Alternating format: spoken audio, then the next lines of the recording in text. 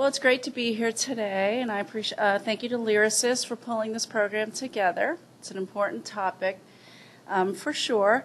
I'm going to talk a little bit more about what's happening here in Atlanta, in the state of Georgia, Atlanta more specifically, in relation to HERA. HERA is the Heritage Emergency Response Alliance. It's a local network, and I'm going to talk about how we established HERA. The impact that local networks such as HERA have had around the state and in other locations, some of the challenges and tests we've had over the years to our network, and then the issues of sustainability. So that's sort of what we're going to cover today. As Mona mentioned, Katrina had a huge impact in Mississippi, but certainly it spread far beyond, as everybody knows, throughout, the Southeast and the nation as a whole. And I think Lori will touch on this as well, but we learned in the cultural community how much we didn't know about disaster preparedness after that event. And since then, many, many initiatives have been spearheaded, and these networks really have grown out of these programs established by Heritage Preservation after Katrina, which and HERA is one of those networks. There's, 14 around the country now, or maybe more? 22, see. So it's a good thing. One of the major lessons that we learned from that disaster was the importance of collaboration, of networking, of making these contacts before the disaster occurs, especially with emergency managers and first responders. So that was sort of one of the focuses of forming these networks, so that they're aware that cultural institutions have very different needs than other parts of the community. They may not be more important, but they're just different. We have collections, they're different than businesses or offices or schools, and that was the idea, to raise that awareness before the disaster, and of course that will help mitigate damage in the event of one occurring. Oops, okay. So we established our organization after holding an Alliance for Response forum here in Atlanta. That was in 2007. This was a part of a series of national forums that have been held around the country with this purpose of bringing together the cultural heritage community with first responders and also disaster services and vendors, bringing together these communities before a disaster strikes. So our forum was in 2007. Like I said, it was at the High Museum of Art here in Atlanta. We had 80 attendees, so it was well attended. And from that, we formed our network. Oh, and I also wanted to point out that in 2010, we had a second forum in Georgia in Savannah. And there's a network there as well called SHARE, Savannah Heritage Emergency Response. I want to shout out to them because they're watching from afar.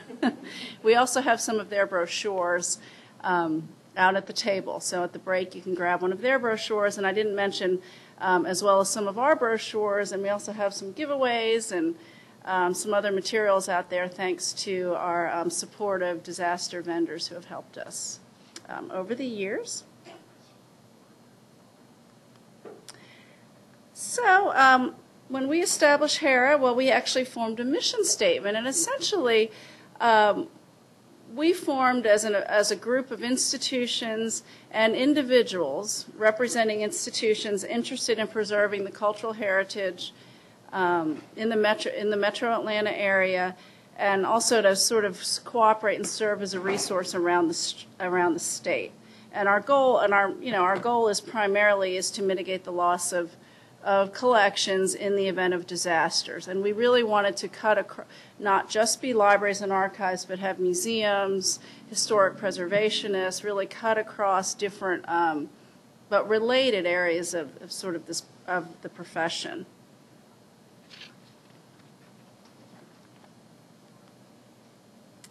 So we formed and we were meeting, and then after a few years, we eventually developed bylaws. I mean, like any organization, it took a little while to get going. And in 2011, we established those. This established our name.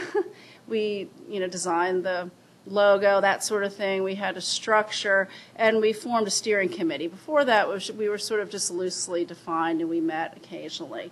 But we got a little more organized. So basically, the way we're structured, like many sort of grassroots organizations, we have a chair, a vice chair and a secretary, and then we have committees, and we form ad hoc committees when we need to. But our standing committees surround membership, communications, and then education. And education is one of those things that, of course, became a primary part of our mission, because it just sort of goes together. So that's a little bit about our structure. So the impact, well, we've got about around 110 members on our listserv. We loosely define membership. We don't charge any fees. We want to make this openly available to anybody that wants to participate. So, we define that loosely, but we have a listserv, and that's kind of our major way of getting information out to our constituents. We also hold steering committee meetings, about quarterly is our goal, where we do planning and we talk about the future and our initiatives and that sort of thing.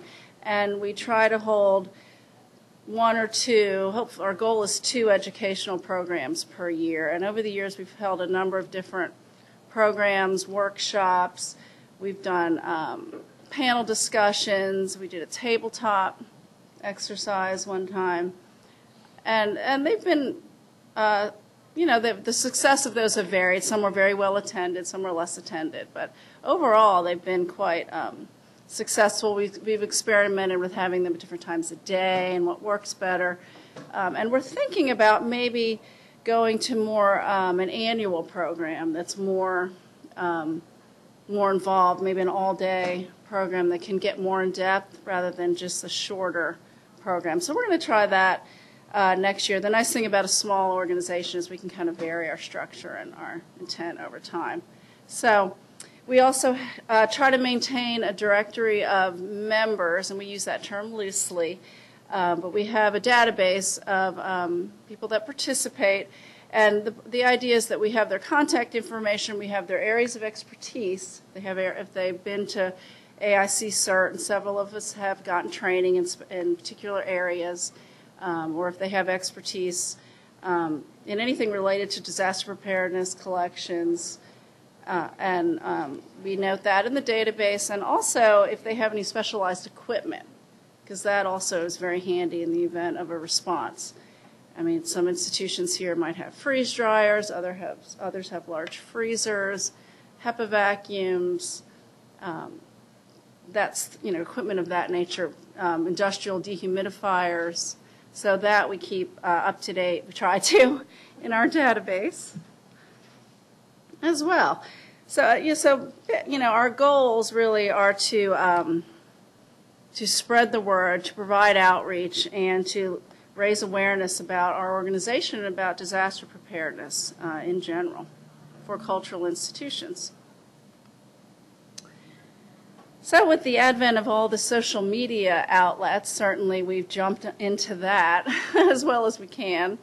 So in addition to our listserv, we have a website blog. So we have a website through Heritage Preservation, and we also have now a WordPress site. So we're trying to use that as our main avenue of getting information out. One of the challenges that I'll talk about in a little bit is having all these different outlets. Then it also requires a lot of effort in keeping them all up to date and having information to put on them to hold people's interests. So that's one of those issues with social media in general. We also have a Facebook page and a Twitter account that's not terribly active, but they're all out there for us to use. It may come in very handy in the event of a response.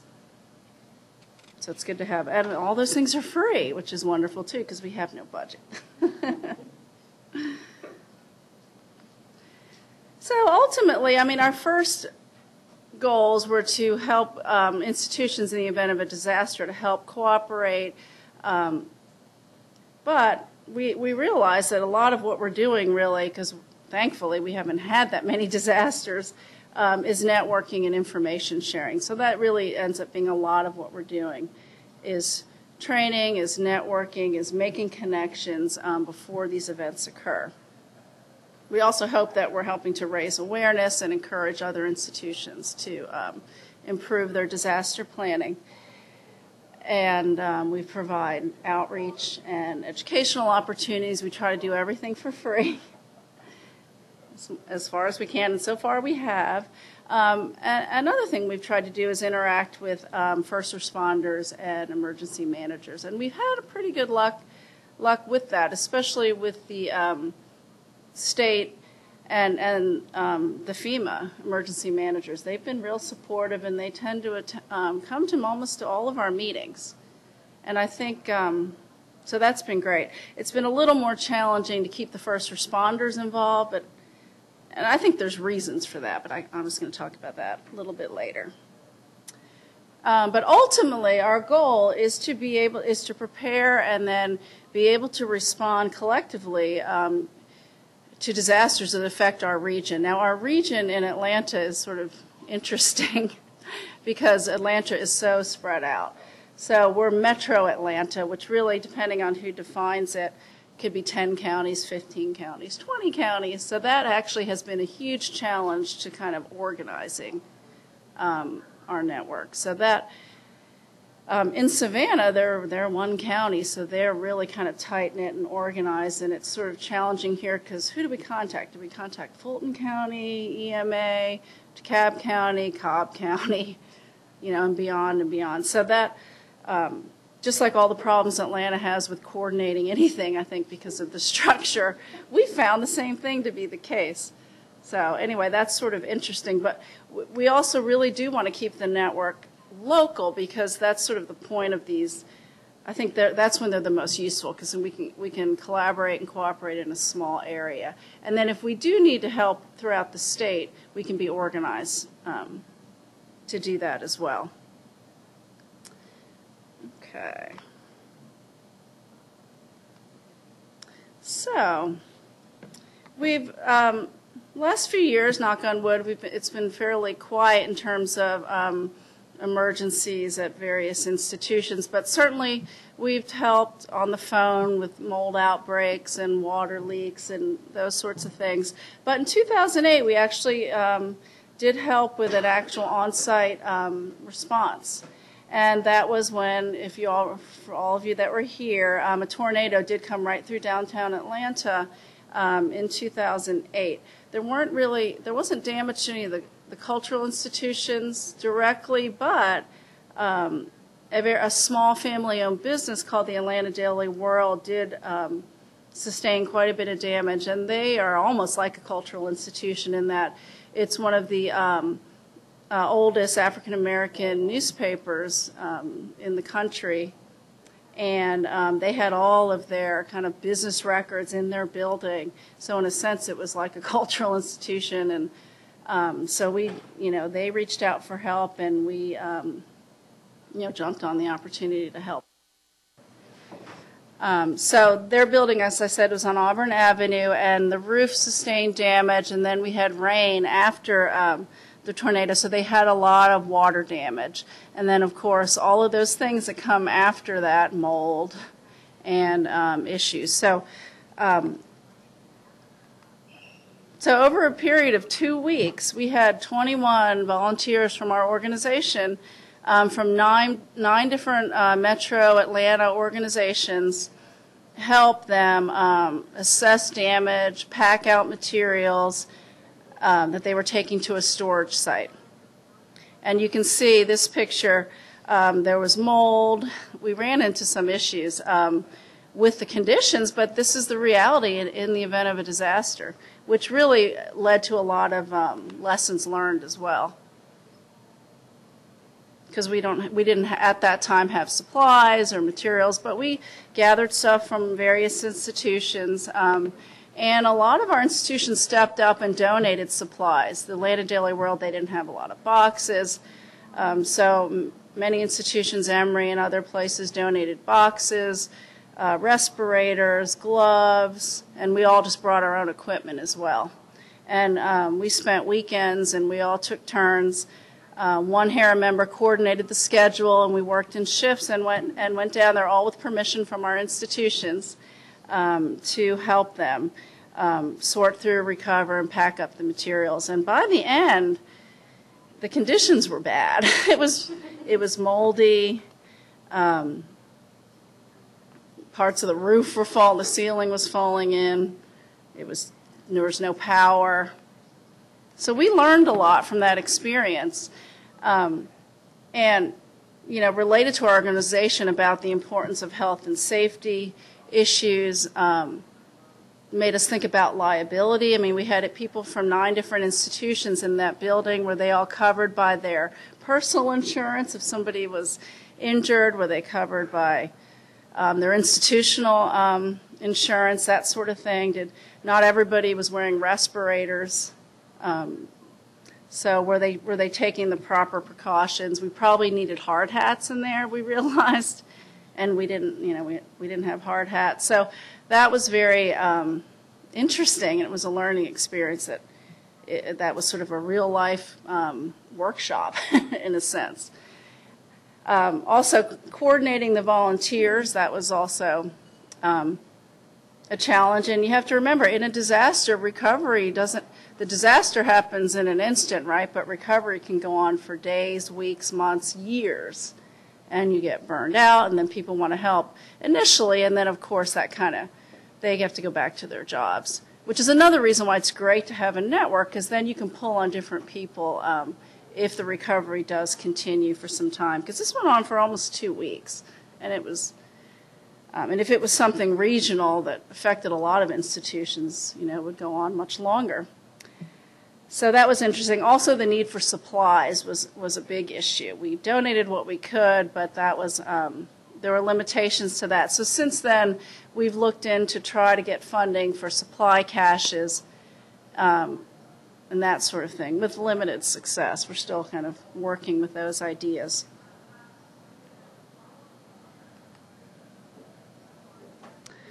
So some current initiatives that we have going on right now. We are working on keeping all of our various media outlets up to date. Again, of course, we're a volunteer organization, so we're keeping our WordPress site up, our database, our outreach to emergency managers. I was going to talk about that a little bit. We've had better success, I feel, keeping up with the emergency management agencies such as GEMA and FEMA, and I think the reason for that is because they are planners at heart too, and they often send representatives to our planning meetings, and they have great advice and input, and ultimately we know we can call on them in the event of an issue in Georgia, and they can call on us. Now I feel like pretty confidently that if a cultural institution is impacted in a disaster, GEMA will know to contact us. And that's a huge accomplishment, I believe. So that's been great. Now, working with the local first responders has been a little more challenging, and I think the reason for that is that they're first responders all the time. They're not necessarily planners. They're boots on the ground. They're working on the emergencies that are happening now. So, and the turnover is very great in those kinds of fields. And also, we're dealing with all 10 different counties. So that's just one of those things, you have to keep working at it. But in the end, we'll invite them to meetings, and if we invite them as a speaker or for a very specific reason, then they will come. But they're just not going to show up for a planning meeting, and honestly, I don't blame them, because they're not that exciting. But I'd like to hear from other networks to see if there's any strategies that they've used that have been more successful. That would be interesting to me. We're also looking at mapping institutions around the state using, you can use Google Maps now, so that's fairly easily to help pinpoint, if there is a major storm, we can GPS locations and that sort of thing. And then one of our more recent initiatives is to work with SHARE, our sister organization in Savannah, to have a memorandum of agreement with them related to the two networks cooperating in the event of a more regional disaster in the state. So we're working on the language for that now. And, you know, more than likely it might be a hurricane in, in Savannah or at the coast. And we have to really think seriously, how could we help with that initiative? Many of us are in private institutions. We may or may not have institutional support to do that, but we can provide support in many different ways. It doesn't have to be on site. We can help on the phone. We can call potential funders and try to raise money. We can write grants. So there's a lot of ways you can participate without actually having to be there. So we're working on this agreement, and the challenge to that is we don't want to make it legally binding because we don't, it's just not that kind of document, but we want it to have enough weight that it has some meaning. So there's challenges to that too. I mean, in effect, if something happened, we would cooperate probably anyway. But it's nice to have something to make it a little more official in writing. So we're working on that, and I'd love to see other models of those types of agreements too. I think there's a few out there that we've looked at. So that leads me kind of to the end, which is our issues with sustainability. With any grassroots organization, we have we're energized and then we kind of lose energy and then we'll be re-energized. I think that's just typical, as I mentioned. But how is that going to impact the long-term survival of the organization? That I don't really know. But for now, we've got a good group of steering committee members and people that jump in and help. And we're going to keep it going as long as we can. It'd be great eventually to, every now and then I've tried to step away. And a few of us have, but then you come back. But it's a good organization. But those are some of the issues in terms of sustainability, maintaining all the different media outlets. It's great to have them, but that takes work and coordination and organization.